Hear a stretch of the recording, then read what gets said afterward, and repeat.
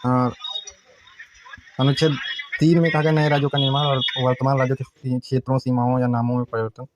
अनुच्छेद 13 मूल अधिकारों को असंगत या उनका अल्पीकरण करने वाली विधियाँ, यानी मूल अधिकारों को जो भी कानून, संविधान संशोधन कानून से जोड़े गए कानून और कोई भी अन्य अनुच्छेद जो मूल अधिकारों से अलग है, उसका अगर वो मूल अधिकारों पर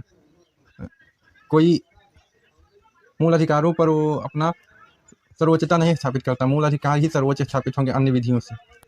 अनुच्छेद 14 कहता है विधि के समक्ष समानता, सभी लोगों को कानून की नज़र में एक समान देखा जाएगा। अनुच्छेद 16 कहता है लोक नियोजन में के विषय में अवसर की समानता।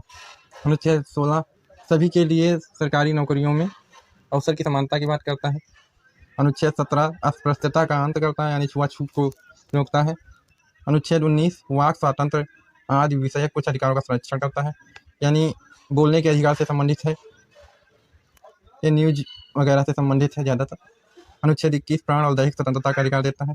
यह बहुत ही महत्वपूर्ण अनुच्छेद है, क्योंकि 21 अनुच्छेद ऐसा है जिसमें बहुत सारी मानवता से जुड़ी जरूरतें जो व्यक्ति की हैं, उनको अनुच्छेद 21 के अंतर्गत ही रखा जाता है। स्वास्थ्य, शिक्षा, पर्यावरण जो मनुष्य के लिए आवश्यक है, उसको अनुच्छेद 21 में रखा जाता है। जैसे 21A में जोड़ा गया है सार्वभौमिक शिक्षा का अधिकार 86वें संविधान संशोधन से, जो 21 का ये हिंदी में लिखा है प्राथमिक शिक्षा का अधिकार। तो मानवता की जरूरत है, इसलिए 21 में से बाद में संविधान संशोधन द्वारा जोड़ा गया। अनुच्छेद 25 कहता है अंतःकरण की और धर्म को अबाध रूप से मानने, आचरण और प्रचार करने की स्वतंत्रता, यानी आप जिस भी धर्म से संबंधित, जिस रिलीजन से संबंधित, उसको आप किसी अन्य धर्म को चोट पहुंचाए बिना मान सकते हैं। अनुच्छेद 30 कहता है शिक्षा संस्थानों की स्थापना और प्रशासन करने का अल्पसंख्यक वर्गों का अधिकार है, यानी जो जैसे मुस्लिम हो गए, क्रिश्चियन हो गए, इन सभी को अपने शिक्षण संस्थान, इंस्टीट्यूशन खोलने की परमिशन है, जो जिनका वित्त पोषण ये स्वयं भी कर सकते हैं और सरकार भी कुछ इनको सुविधाएं देती है। अनुच्छेद 21 कहता है कुछ निदेशक तत्वों को प्रभावी करने वाली विधियों की विवृत्ति। DPSP को प्रभावी करने वाली कुछ जो विधियां हैं उनको इसमें वर्णित किया गया है। अनुच्छेद 32 मौलिक अधिकारों को प्रवर्तित कराने के लिए रिट सहित उपचार, यानी सुप्रीम कोर्ट जो 5 प्रकार की रिट निकालता है उनके बारे में अनुच्छेद 32 में बताया गया है। इसको बाबा साहब ने कहा था, ये संविधान की आत्मा कहा था बाबा साहब ने अनुच्छेद 32 को। सुप्रीम कोर्ट 5 प्रकार की जो रिट निकालता है बंदी, प्रत्यक्षीकरण, परमादेश, अधिकार परीक्षण और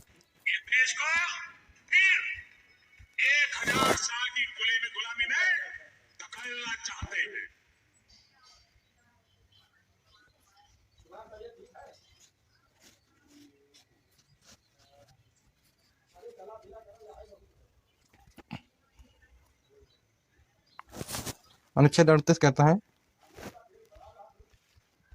अनुच्छेद 38 में वर्णित है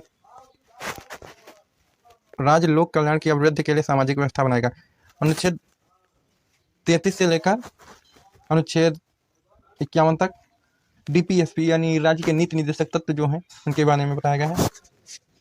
और अनुच्छेद 38 उसी के अंतर्गत बताता है कि राज्य लोक कल्याण की अभिवृद्धि के लिए सामाजिक व्यवस्था बनाएगा। अनुच्छेद 40 ग्राम पंचायतों का संगठन कैसा होगा, इसके बारे में अनुच्छेद 40 बताता है। अनुच्छेद 44 बताता है नागरिकों के लिए एक समान नागरिक संहिता होगी। भारत का एकमात्र राज्य जो अभी वर्तमान में है गोवा में नागरिकों के लिए एक समान नागरिक संहिता लागू है। और ऐसी वर्तमान में संकल्पनाएं चल रही, बातचीत चल रही कि यह बहुत जल्द ही पूरे भारत में इसके लिए विचार विमर्श जारी है। Common civil code. अनुच्छेद 45 6 वर्ष से कम आयु वाले बालकों के लिए निःशुल्क और अनिवार्य शिक्षा का उपबंध करता है। अनुच्छेद 45। अनुच्छेद 46 अनुसूचित जातियों, अनुसूचित जनजातियों और कमजोर वर्गों की शिक्षा और अर्थ संबंधी हितों की अभिवृद्धि से संबंधित। अनुच्छेद 46। अनुच्छेद 50 कार्यपालिका से न्यायपालिका के पृथक्करण करने के बारे में बात करता है। कार्यपालिका अनुच्छेद 50 से कार्यपालिका अलग होगी, अपना कार्य करेगी, और न्यायपालिका अपना अलग कार्य करेगी। दोनों के हित टकराव से बचने के लिए इसे हमारे संविधान में शामिल किया गया है। अनुच्छेद 51 में अंतर्राष्ट्रीय शांति और सुरक्षा की अभिवृद्धि से संबंधित है। अनुच्छेद 51 का मौलिक कर्तव्य से संबंधित है, जिससे बाद में 42वें संविधान संशोधन द्वारा 1976 में सरदार स्वर्ण सिंह समिति की अनुशंसा पर जोड़ा गया था। अनुच्छेद 72 क्षमा आदि की कुछ और मामलों में दंडादेश, निलंबन, परिहार और लघुकरण की राष्ट्रीय शक्ति से संबंधित है। यानी अनुच्छेद जो 72 72 में राष्ट्रपति के क्षमादान से संबंधित है।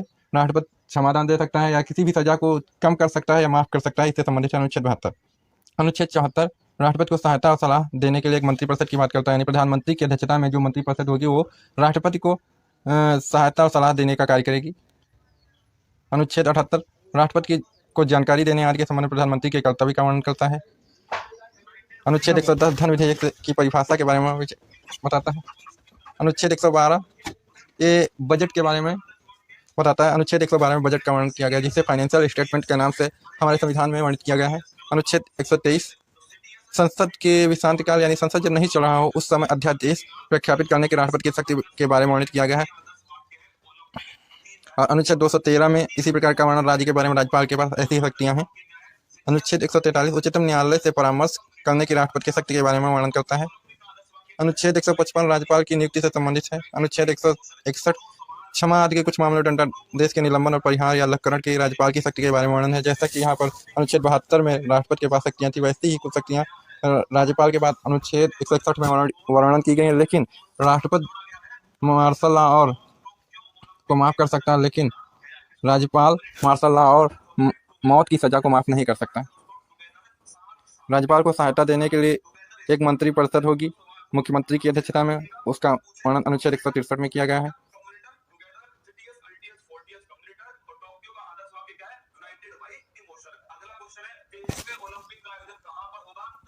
अनुच्छेद 167 बात करता है राज्यपाल को जानकारी देने आदि के संबंध में मुख्यमंत्री के क्या कर्तव्य हैं।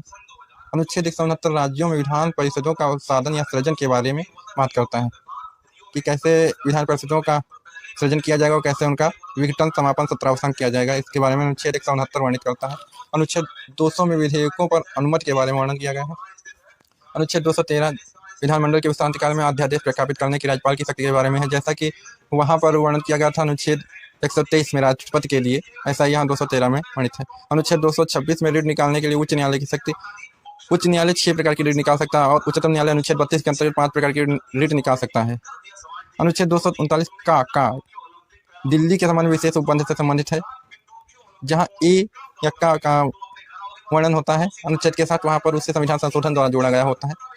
अनुच्छेद 249 राज्य सूची के विषय के संबंध में राष्ट्रीय हित में कानून बनाने की संसद की शक्ति है, यानी जब किसी भी राज्य सूची के विषय में राज्यसभा ऐसा करने के लिए प्रस्ताव पारित कर देती है, राज्य के विधानमंडल द्वारा ऐसा प्रस्ताव पारित किया जाता है कि इस पर संसद द्वारा कानून बनाया जाए, तो ऐसा संसद कर सकती है। अनुच्छेद 262 में अंतर्राज्यीय नदियों या नदी घाटियों के जल विवाद संबंधी विवादों का न्याय निर्णय के बारे में वर्णन है, जैसा कि वर्तमान में चला कावेरी नदी जल विवाद 3 राज्य इसमें शामिल हैं और ऐसा करने के लिए अंतर्राज्यीय नदी बोर्ड बनाया गया है। अनुच्छेद 263 अंतर्राज्यीय परिषद के संबंध में उपबंध है। अनुच्छेद 265 विधि के प्राधिकार के बिना करों का निरूपण न किया जाना, जब तक ऐसा विधि में वर्णित न हो तब तक किसी भी प्रकार का कर लगाया जाना अमान्य होगा, अनुच्छेद 265 वर्णित करता है। अनुच्छेद 275 कुछ राज्यों को संघ से अनुदान देने के बारे में वर्णन करता है। अनुच्छेद 280 वित्त आयोग के बारे में वर्णन करता है। वर्तमान में एन.के. सिंह वित्त आयोग के अध्यक्ष हैं। ये 15वां वित्त आयोग है जिसके अध्यक्ष एन.के. सिंह हैं।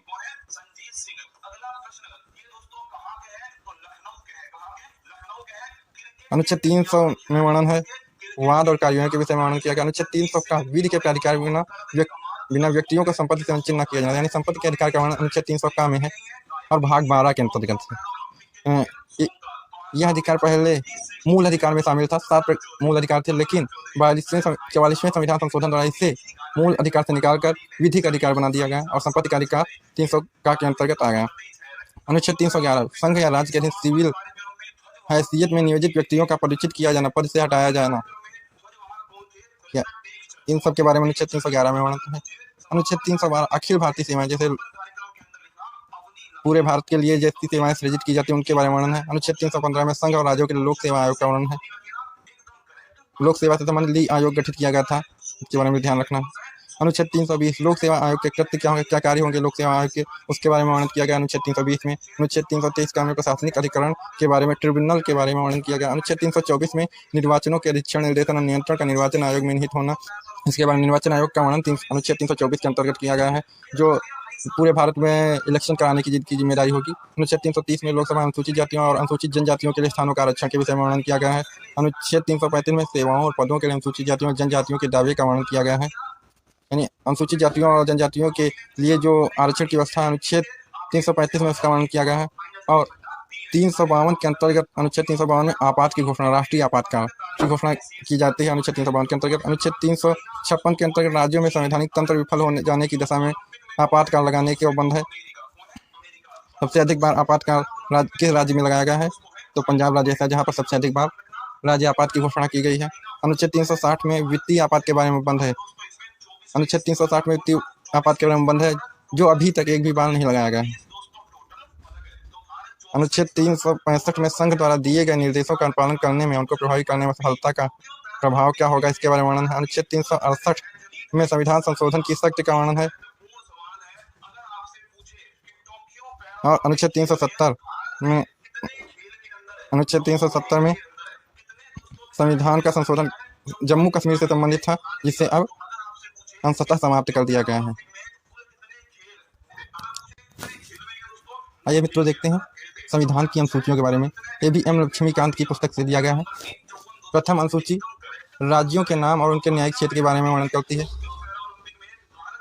जो अनुच्छेद 104 1 से 4 तक का में वर्णन है। संघ राज्य क्षेत्रों के नाम और उनकी सीमाओं के बारे में भी वर्णन है इसमें। यानी राज्यों के नाम, उनके न्यायिक क्षेत्र, कहाँ तक उसकी न्यायिक सीमा है, और संघ राज्य क्षेत्रों के नाम और उनकी सीमाओं का वर्णन है। अनुच्छेद 1 के प्रथम अनुसूची 2 में वर्णन है उपलब्धियां, भत्ते, विशेषाधिकार से संबंधित प्रावधान। भारत के राष्ट्रपति के क्या वेतन भत्ते होंगे, राज्यों के राज्यपाल, लोकसभा के अध्यक्ष और उपाध्यक्ष, राज्यसभा के सभापति और उपसभापति, राज्य विधानसभाओं के अध्यक्ष और उपाध्यक्ष, राज्य विधान परिषद के सभापति और उपसभापति, सर्वोच्च न्यायालय के न्यायाधीश, उच्च न्यायालय के न्यायाधीश, भारत के नियंत्रक महालेखा परीक्षक, इनके सबके वेतन भत्ते उपलब्धियां क्या होंगी, इसके बारे में वर्णन है। और अनुच्छेद 59, 65, 75, 97, 125, 148, 158, 164, 186 और 221, इन सब में इनका वर्णन किया गया है। विभिन्न पदाधिकारियों के लिए क्या वेतन होगा। अनुसूची 3, इसमें विभिन्न उम्मीदवारों द्वारा ली जाने वाली शपथ या प्रतिज्ञान के प्रारूप दिए गए हैं। ये उम्मीद है संघ के प्रधानमंत्री, संसद के निर्वाचन हेतु अभ्यर्थी, संसद के सदस्य, सर्वोच्च न्यायालय के न्यायाधीश, भारत के नियंत्रक महालेखा परीक्षक, राज्य मंत्री, राज्य विधानमंडल के निर्वाचन के अभ्यर्थी, राज्य विधानमंडल के सदस्य, उच्च न्यायालय के न्यायाधीश। इसमें अनुच्छेद है 75, 84, 99, 124, 146, 173, 188, 219। इन सब के लिए क्या शपथ का प्रारूप होगा, उसका वर्णन किया गया है। चौथी अनुसूची राज्यों और केंद्र शासित प्रदेशों के लिए राज्यसभा सीटों का आवंटन किस प्रकार होगा, इसके बारे में वर्णन है। और अनुच्छेद 4 एवं 80 में इसका वर्णन किया गया है।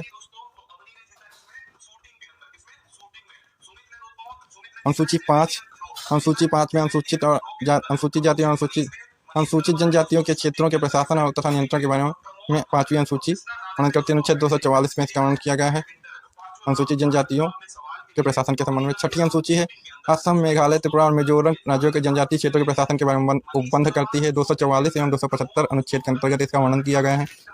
सातवीं अनुसूची में विषयों का बंटवारा किया गया है।